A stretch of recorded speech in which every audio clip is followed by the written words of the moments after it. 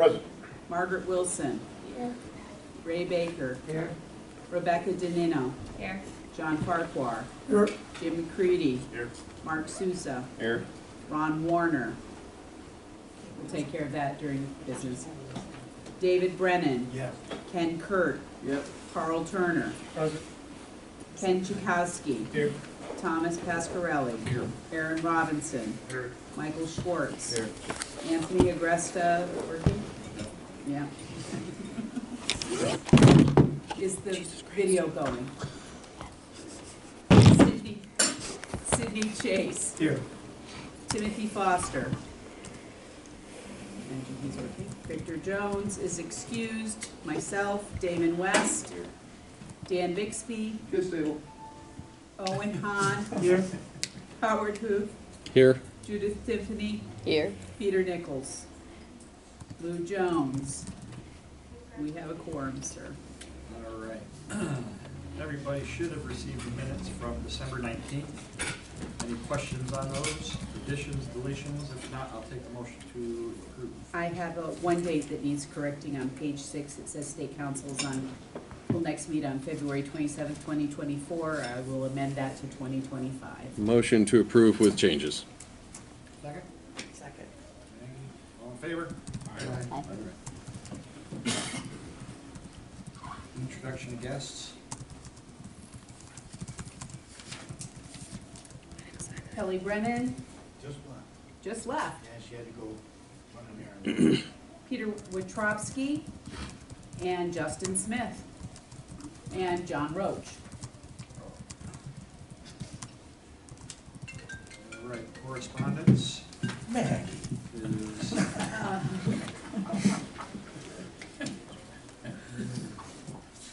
I have correspondence regarding membership, and you want to deal with that in new business? Or, okay, so just correspondence and membership, the rest will be in the minutes. chairman's report. I really don't have anything. I hope everyone had a great holiday. Hopefully we're about halfway through winter. And continue to press on. So with that, the secretary's report. Remo Arams is planning on a leadership retreat for long-term planning. The retreat is on Wednesday, February 12th, 2025, from 9 a.m. to 3 p.m. at the Dwaynesburg EMS building.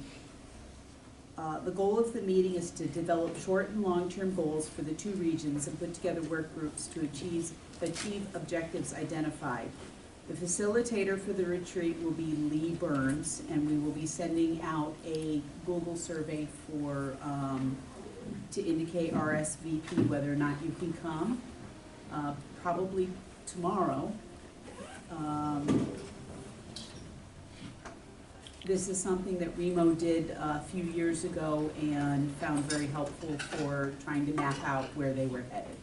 It will be for all, the invitation will be extended to all council members. Beth, what's the date for that again? February 12th, Wednesday, February 12th, 9 a.m. to 3 p.m.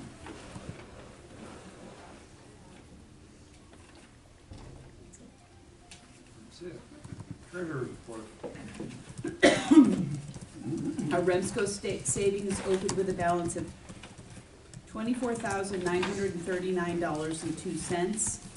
I transferred $20,784.90.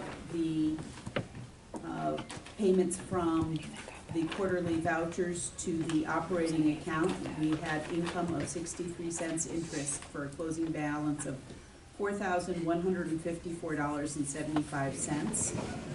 Our REMSCO operating account started with a balance of $2,625.84. Our expenses were $4,831.08. Our deposit was the transfer, $20,784.90 for a closing balance of $18,579.66. Our CON account started with an opening balance of $23,197.28. We had expenses of $685.23, no deposits, for a closing balance of $22,512.05. All right. Sid, myself, and Jack reviewed the financial reports. Jack, what did you find? Everything appeared to be in order. All right. With that being said, any questions, or I'll take a motion to accept the treasury report. So moved.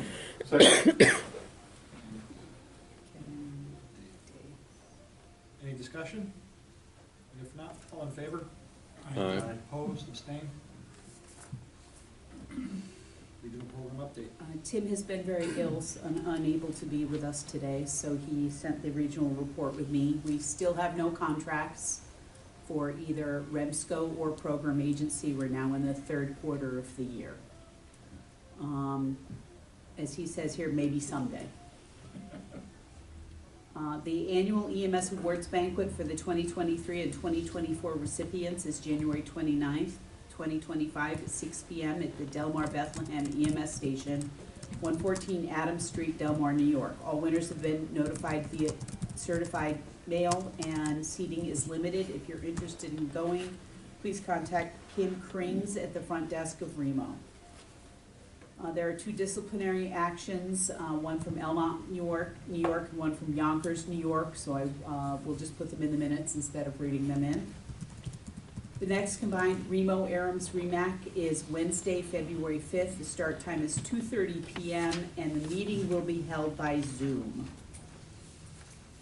Our only agency change that we're aware of is the Gilbertsville Fire Department Emergency Squad has a new medical director, Dr. Michael Jastrzemski. EPCR updates: Gilbertsville Fire Department Emergency Squad is now using New York State Image Trend, as is Marydale Rural Fire District using New York State Image Trend.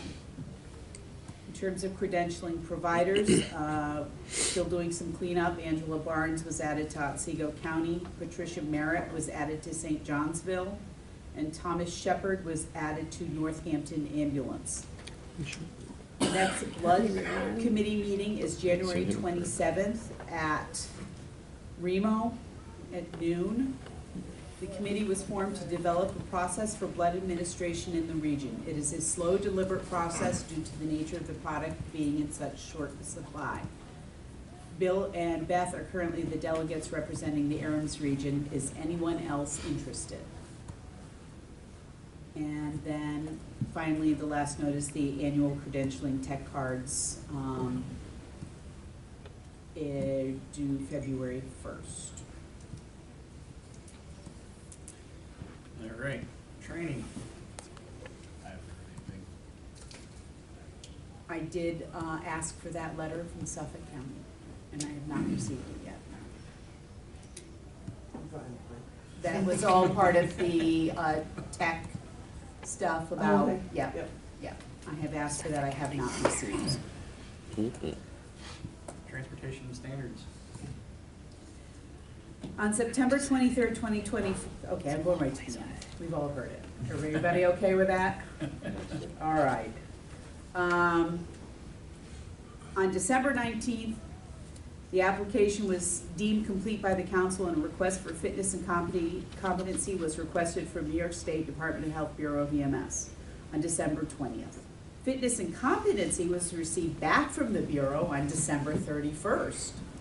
Wow. A public hearing for this matter has been scheduled for Thursday, January 23rd, 2025 at 6:00 p.m. at the Town of Mohawk Fire Department, 2645 New York 30A, Fonda. This matter will be brought to a vote in the February 20th, 2025 regular ARMS meeting. With that being said, I would encourage everybody that's here today to please attend next ARMS meeting, because that will be a CON vote. Is it the 23rd? Next Thursday. Lights and Siren Committee. Should be quick. So we met after the last meeting, pulled things together. Kudos to Dr. Smith for pulling together a really nice draft document. I just organized it a little bit so that we could push it out as a proposed guidance. And I've sent that to Beth and Tom just for records. If people are good with it, what we'd like to do is I just read it today, and if we're comfortable voting on it, I think we just vote it and then send it out to the region as an advisory. So, ARMS Lights and Sirens use guidance, January 2025. Purpose, to reduce risk to providers, patients, and the public when operating emergency medical service vehicles. Background. Multiple studies have shown that operating an emergency vehicle above established speed limits rarely, if ever, actually saves any time between the initial call dispatch and the arrival of the patient at the hospital. Driving at higher speeds does not compensate for delays regarding dispatch, unit response, or scene times. Reduction of these times has shown to positively reduce total call time, whereas the use of red lights and sirens in order to violate standard vehicle and traffic safety devices and limits do not. Furthermore, use of red lights and sirens requests the right-of-way and does not remove responsibility from the operator. Guidelines for EMS agency implementation, and these are just bullets. First one is at all times the use of red lights and sirens is to be determined by the highest level of care assigned to patient care, and travel mode should be clearly communicated to the driver. Second bullet is response mode to the scene should be made utilizing patient information from dispatch and with a preference of EMD-style dispatch response assessment programs. Although it is recognized that this information is incomplete, there are obvious situations where the use of red lights and sirens would expose individuals to unnecessary risks. Next bullet. Emergency transport to a facility or ALS intercept should be reserved for an unstable patient in situations where reducing time would potentially improve patient outcome. The patient chart should reflect the type and severity of the instability to document the need for red lights and sirens use. Next bullet. Remember that red lights and sirens can be utilized transiently to move through stopped or congested traffic when time is critical.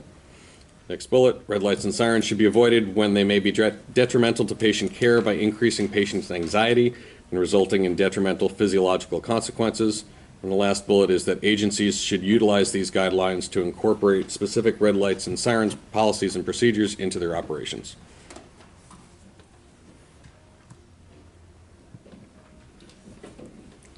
Again, they're just guidelines. I have a problem with one word, Which? violate. Because we, in using red lights and sirens, we are permitted by the vehicle and traffic law to do that. So we are not violating any standards. Okay. I got Microsoft Word. Everybody else comfortable with that change? I think I'd like to read it before we vote on it. Okay. I'll make that change and then Beth can Yep, distribute it send to me out. and I'll send it Any out. other suggested changes as long as we're here? Alrighty. Perfect. Thank you, Howard. Yep. Minimal reorganization. This is what I'm like out. State Council report, I don't believe there is one because we don't meet until February. Anything from the REMAC?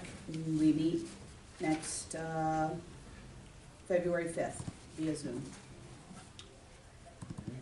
County reports, Delaware. Delaware County is just wrapping up their year, finishing up their EMT courses from the fall, looking at our spring EMT courses, and what kind of changes we can make to how things going forward with the policies. That's not all I've got for everyone, so. How'd Seago? AEMT class currently running and 2 EMT originals and refreshers running, 1 on each end of the county. And I believe it was this morning, we were notified by East Worcester that they will be letting their POS first response. So they will need to submit a closure plan to the state.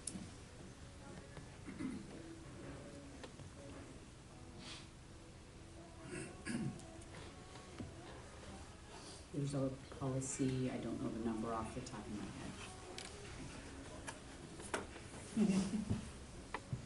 Mr. Harry.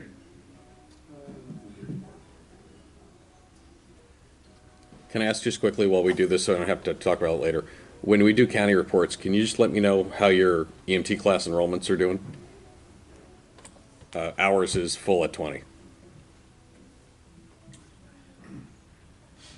Montgomery, we are sponsoring, DAVAC is sponsoring an EMT class that's going to be held at Fulton County EOC. It was literally just posted yesterday. As of this morning, I think there were 3 signed up. I have a wait list, so if you send me your stuff, I'll send them your flyer. Where are dates for that one? Tuesdays, Thursdays, and occasional Saturdays. Starts on February 1st for the original. The challenge exam's on January 30th. That's a refresher. Fulton. That on the EMT classes starting February 1st at the Emergency Management Building in Fulton County. We do have in March, EMR classes starting at Perth Firehouse. And I don't have the dates off the top of my head, but we just put out core content classes for the rest of the year. Hamilton. Speculator class I did with 5 students. They're waiting for the email to register for their written exam. Started a class in Racket Lake, 9 originals and 3 refreshers. Any old business? Yes, there is still no changes on the IV fluid shortage situation. REMAC should be discussing this in the February 5th meeting. And in terms of the website development, I have given Maggie I found a folder that had files that were the files on the website, and I have given it to Maggie for review. I have had a meeting with the person who administers the small changes on the website for Remo, and he is going to work with the overall web developer to set up an ARM section. So there's progress with that.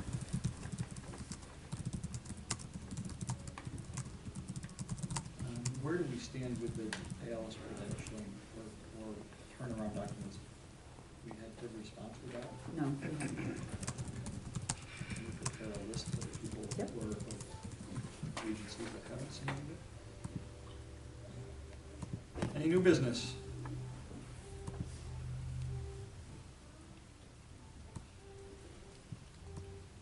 Fulton County has notified us that Ron Warner will no longer be the county alternate and has been replaced by Margaret Houghton. She is from Nate Latour Hospital. So do we need to vote on her membership? We do. All in favor of appointing Margaret to the Aaron's Council, say aye. Aye. Anybody opposed, abstained? Any other new business?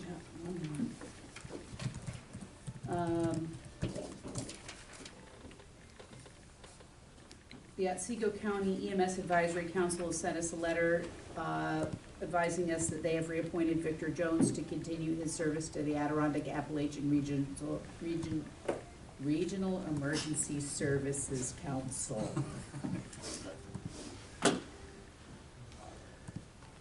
That's just an FYI because he's continuing. Okay. So that's it. Any other new business? Oh, Pat Delameter, who has been a longtime member of this council in the past, is retiring. I guess tomorrow is her last day at Margaretville. She told me the end of the month, but maybe she's burning vacation.